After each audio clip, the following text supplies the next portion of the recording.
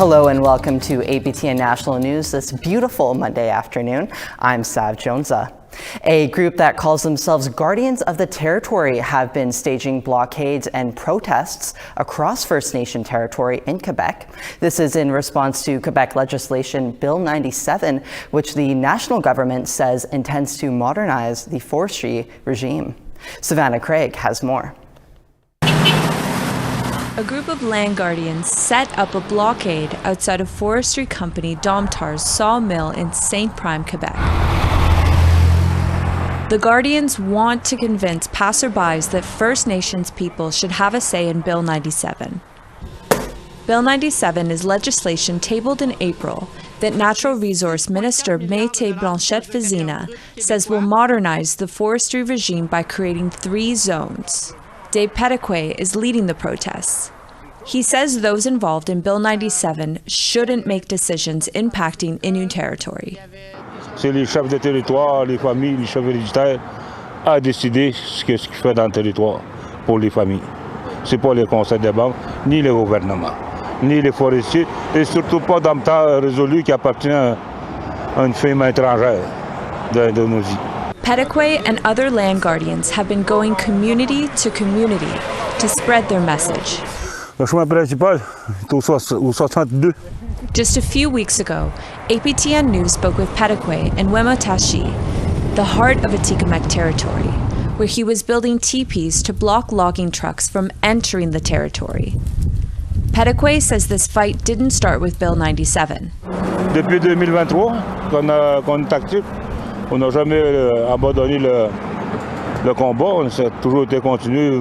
C'est vrai, il y a eu un moment, c'était tranquille, mais tranquille pour le monde, mais pas pour nous autres. Petitquay staged a blockade in Wemotashi in 2023 over the Indian Act Band Council signing a forestry agreement with the Quebec government. He says community members were not consulted. Que nous sommes dans des terres non cédées et non conquises par la grande nation Anishinaabe et nous, Algonquins, Atikamekw. On n'a jamais cédé quoi que ce soit. Cette table a été mise en place à la suite du dépôt du projet de loi. Donc, encore une fois, on est mis devant le fait accompli.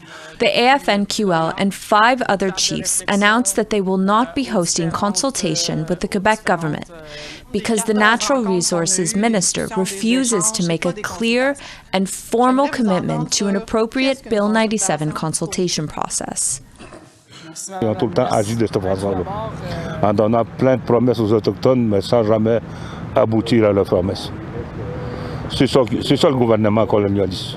Fellow land guardian Guy Paul says it's not simply about forestry. It's about implementing legislation that affects the original nations without including them in decision-making. On veut avoir nos droits, qu'on veut avoir les coupes sur nos territoires, pas des coupes à blanc comme aujourd'hui. He says to maintain decision-making over their land, Bill 97 cannot be passed.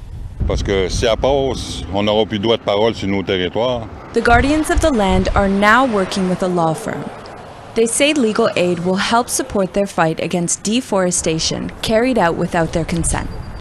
Savannah Craig, APTN National News, Montreal. The James Smith Cree Nation near Prince Albert, Saskatchewan says their funds are going under the microscope of the federal government.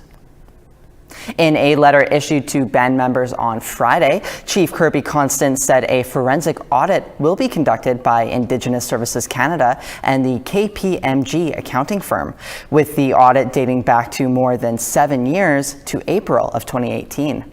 Chief Constant says he welcomes the audit and hopes it will answer questions about $1 million in federal funding that was supposed to come to the band from the Federation of Sovereign Indigenous Nations during the COVID pandemic.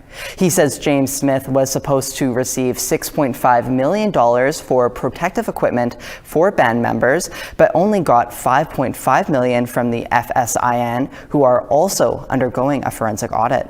He says all official audit updates will be posted on the First Nations Facebook page to help prevent misinformation.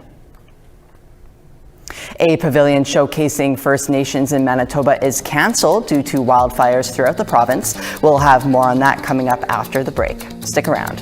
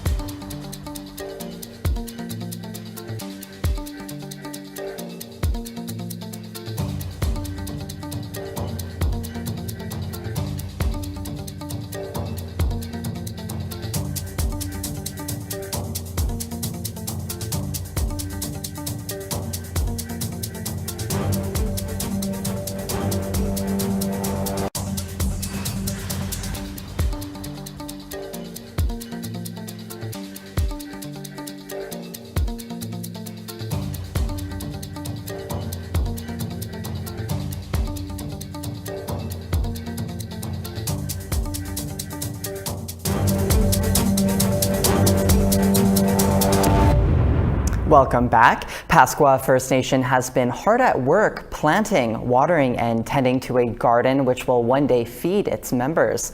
As harvest approaches, there are already plans to expand, growing a variety of fruits and vegetables. CTV's Brittany Poitras tells us more about the nutrients in the soil. Pasqua First Nation has unveiled their new community garden.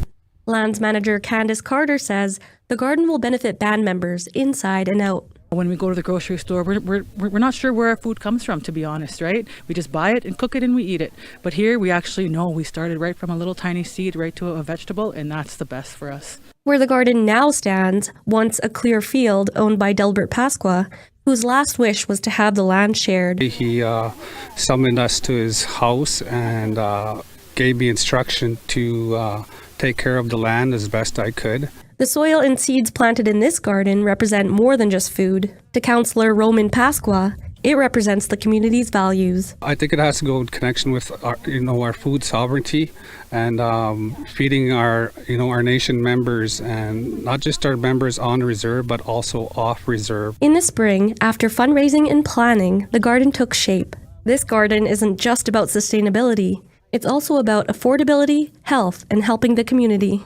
The cost of buying food has gone up, that I believe that our community needs healthy food, and if we create our own garden, I know that the community can afford to come out and pick their own food for free. This is year one of a 5-year project with plans for the garden to grow and be home to many types of plants, including medicinal for all band members to access. So even our community could come out here, and if they want to use some herbs, they can come pick. Community members are set to receive their free produce for the first time this fall. Brittany Poitras for Indigenous Circle. New housing for seniors is move-in ready on the Nipissing First Nation. It's part of a larger decades-long project to connect seniors to assisted living care who want to remain in the community. CTV's Eric Tashner took a tour and has more. 2 assisted living facilities are opening up in Nipissing First Nation. The first is in Duchesne. It's called Where the People Are Cared For. 10 seniors will live here who have light assisted living needs. This will alleviate some of the burden on long-term care homes and other assisted facilities. Each unit has its own bed and washroom. The lodges will have 24/7 staffing from nurses, PSWs, and other support workers. Meals, cleaning, and recreational programming will take place, and there's the possibility of basic medical care through the First Nations Home and Community Care Initiative. Provide extra support for either medication distribution or whatever needs that they may require for wound care and mobility. The second lodge will be in Garden Village, and it will be opening up later this year.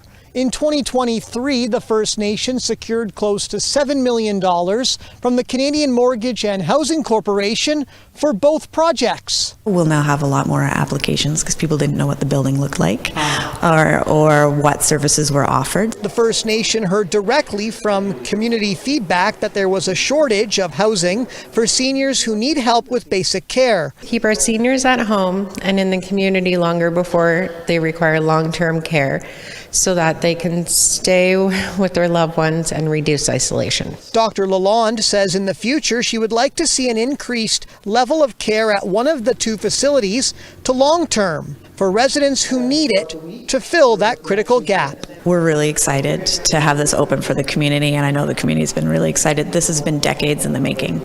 Eric Tashner, CTV News, Nipissing First Nation.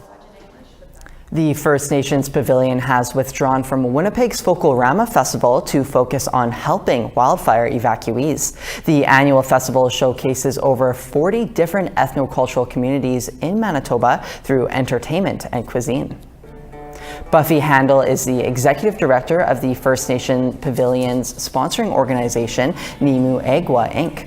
She said they value their relationship with Folklorama and the opportunity to share Indigenous culture. However, they're shifting their focus to support evacuees, stating, quote, "It is essential that space, safety, and extra care be given to those most affected." Folklorama Executive Director Teresa Cochranillo said they're disappointed but stand by Nimu Agua's decision. The Brazilian pavilion also moved its dates and location to accommodate for an emergency shelter for evacuees. APTN News reached out to Handel and Folklorama but did not hear back by airtime. We now want to tell you about this week's web poll question. We asked, do you think the federal government will adequately consult with Indigenous peoples on development projects of national interest? 37% said yes, and 63% said no. Next, we asked, should media have more access to closed-door meetings between government and Indigenous peoples? 73% said yes, 10% said no, and 18% were unsure. And lastly, we asked, do you agree with the Trump administration's decision to reopen the Arctic National Wildlife Refuge for oil and gas drilling? 13% said yes, and 87% said no. Thank you to everyone who voted. For our new set of questions, head to aptnnews.ca. We need to take one last break now, but when we return, our host Dennis Ward sits down with Prime Minister Mark Carney to talk resource extraction projects and First Nations consultation.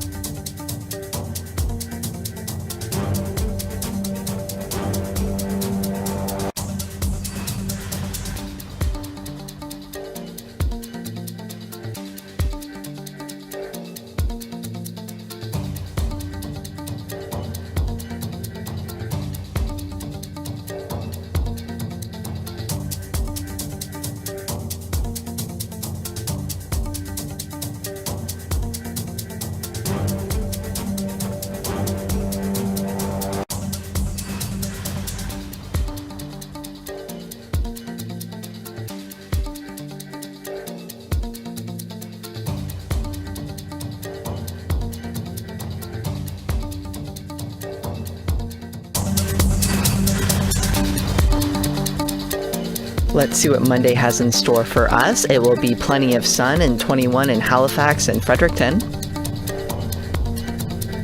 17 in sun in Cartwright. 7 in Inukjuak. Quebec City will be 26 and 27 and cloudy in Montreal. London will be plenty of sun and 29, 32 in sun in Ottawa. Sudbury will be sunny as well in 27 and cloudy in 20 in Sioux Lookout. Churchill will be 13 and 17 in cloud in Puckatawagan. Winnipeg is 21 and 18 in Barons River. Regina is 20, 16 in sun in Yorkton. 12 in Stony Rapids and 16 in La Ronge. 25 in sun in Fort McMurray, 22 in High Level. Ooh, rain and 21 in Lethbridge, rain and 21 in Edmonton. Vancouver and Victoria are 23 and plenty of sun. 23 in Fort Nelson, 25 in rain in Prince George. Mayo is 25 and 24 in Watson Lake. Norman Wells is sunny and 26, 20 in Yellowknife. Sax Harbor is 12, Tuktoyaktuk is 21. It is 17 in Chesterfield and will be 13 in Cambridge Bay. 12 in Iqaluit, 6 in Resolute. Prime Minister Mark Carney made his way up to the Northwest Territories this past week and made a stop in his hometown of Fort Smith before meeting with Inuit leaders in Inuvik on Thursday. Our Dennis Ward had a chance to speak with the PM, APTN News' first time to speak with the new Liberal leader. Here's the rest of that interview. Coming out of that meeting, an MOU between Alberta, Saskatchewan, Ontario. They want to see a pipeline from Alberta to Ontario. Manitoba didn't sign on to that. I was going to say, last time I checked my, Premier Wabkadu saying, that we haven't consulted with Indigenous peoples about this. Yeah. I think that, this is an important point. And I tell you, Dennis, this is something that came up over and over in the election campaign. It's part of the reason why I'm careful about saying certain projects. Because Energy East is a name for a pipeline going across the country. It was a proposal of more than a decade ago. You're familiar with it. A number of people watching are familiar with it. And I get asked, are you going to support it? I'm like, well, it's not my decision. There's the provinces. There are the series of First Nations that would be affected by it. Then there's, who's going to buy the... There's lots of potential advantages to a project like that. But people have to be behind that. And part of the question is, if not that, what else might they be behind? And I'll give an example, if I may. And Premier Canoe, he said this publicly and had discussions with him yesterday about this. One of the things that he looks at, and again, this is about building the country, is what's called a coast-to-coast-to-coast energy corridor, which links from Manitoba through to BC, up through the Northwest Territories, Yukon, and a spur to Yukon, and then to Nunavut. And, and also does in a way, and this is, again, part of their thinking, Manitoba government's thinking, which I'm very supportive of, is in a way where there is Indigenous ownership from the start and at the core of the corporation that would help to build this. Now, I'm going to use that as a chance to make a point, which one of the signature elements of our approach, the federal government's approach on these nation building projects has been, yes, aligned with the interests of Indigenous people. Great. It has to be much more than just being aligned. It has to be that there is large equity ownership in these projects. And one of the things we will do is to basically finance that equity ownership because we don't want to have a situation where something's in the interests of the rights holders or modern treaty groups in their interests, but they don't have the money to help make it happen. And that's part of the way we can help. But it always starts with what's in their interests and what do they want to do. One specific project that comes up often is the Ring of Fire in Ontario, Northern Ontario. Premier Doug Ford willing to drive his own bulldozer up there. He says, I've been reporting on the Ring of Fire for almost 20 years now. I don't think it's any further along than it was back then. Multinational companies have died during that time over that project. You have 2 nations or so that are supportive of it, but you have about 7 or 9 that are around there now that have filed legal challenges against this legislation. Yeah, look, I think there's a real lesson in some of these situations. I mean, in some cases it can be a specific project, and I'm not saying the Ring of Fire is a bad project, but in other cases it's been an attitude which says we'll move forward with a project at all costs, or even if everyone else isn't on side. That's not the attitude I take. I take the attitude of let's find the projects that people are getting behind. let's make sure that they aren't just supportive of it, and it isn't just jobs at the time that whatever the project is being built. It's in ongoing jobs, but it's ongoing economic interest as true owners, and that's what's possible. Now there are models for the Ring of Fire that could work that way. There is not a model that doesn't work that way, to put it in the double negative if I can. Right. The federal government won't be involved if it's not working that way. If it doesn't have the support, doesn't have the equity ownership. And look, let's see what's possible on those terms, and then we can see things move forward, or whether or not things move forward. I don't think things are going to move forward. In fact, they are not, certainly with the federal government. They're not going to move forward unless they have those elements. Are you concerned that this is just one legal challenge? Are you concerned that once these projects are made public, that financing starts going into them, that they'll be met with further lawsuits or blockades? Look, again, it's a question of who you have behind. If you're building out an energy corridor, energy and trade corridor to Grays Bay Point, it's on my mind because of where we are. If we're doing that, then you've got to have lined up that support for it. Now, who's going to challenge it? If you have the support of those who are affected. I mean, yes, somebody, people can always launch lawsuits, but the question is, do you have the positive support? And Dennis, I'm going to emphasize this. This is an enormous vista that we've got here. It is an absolutely enormous country with tremendous potential and opportunities. We have done too little, not too much. And what I hear directly from rights holders, directly from chiefs across the country, is a bunch of great ideas. Right. Okay? We haven't even started the consultation process about which projects are. But I'm aware of, and we're aware of, huge potential.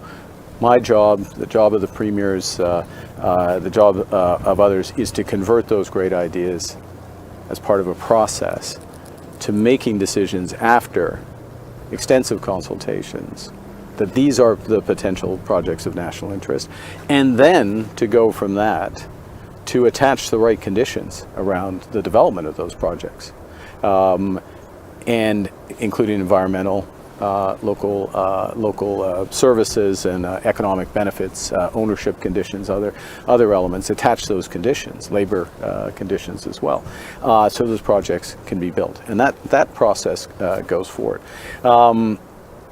One thing we're committed to as the federal government, the new federal government, is we will do our work in a timely way.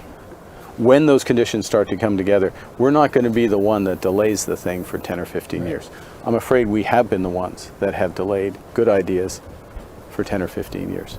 And that's part of what we're going to stop. Any of those ones that were delayed for 10, 15 years come to mind that you'd like to resurrect? I'm giving you the same answer, but that's because it's the part of the approach. It's for others to advocate and support. Because if it's not, the federal government is not pulling projects. We're not trying to create projects. We're not trying to push certain ideas and priorities. But what we're going to do is we're going to accelerate and reinforce and support those projects that really do have support. And, it's interesting. I mean, you've asked on a variety of things, but sometimes this whole thing gets reduced down to pipelines. Yeah. No, we're talking about, yes, pipelines, but ports. We're talking about green energy. We're talking about carbon capture. We're talking potentially about data centers and artificial intelligence. We're talking about, in Northwest Territories, right here, one of the nation building projects, potentially, and the Premier's been an advocate for this, and again, the Premier is being very careful, and others are being very careful to see whether there is the support of the rights holders, but is Mackenzie Valley Highway to Norman Wells, which actually brings economic benefit. It brings direct social benefit, I can put it that way, and it can help with our national security as well. So it's a wide range of potential projects, and that's what's exciting about it. We won't be able to do everything, to state the obvious, and or at least not everything immediately. So we're setting up a process where things are positively advocated, they've got support, and then we get behind them and move them forward. Here's a project that was pitched by the national chief, and that was closing the infrastructure gap for First Nations. 600 plus billion, hundreds, thousands of jobs could go into that. Is that in the national interest? It's certainly a response. I'd reframe it. It's a responsibility. It's a responsibility to provide health, social services, to have the infrastructure across this country at comparable levels. That's a different. That is a different set of responsibilities, different set of processes for that. Mr. Prime Minister, I'm being told we got to wrap up. We didn't even make it to our bench. Maybe one day we'll sit on it. Someday we'll make it to the bench. I see these good people down there, though. But thank you, Dennis. Go meet them. Thanks so much for your Thanks. time. A real Appreciate pleasure. it. Thank you. Thanks. Thanks. Thanks so much for that, Dennis. That's all the news we have for you this beautiful Monday afternoon. Make sure to check in again at 6 p.m. Eastern for more stories from across the country. For now, I'm Sav Jonesa. Thank you for joining us, and take care.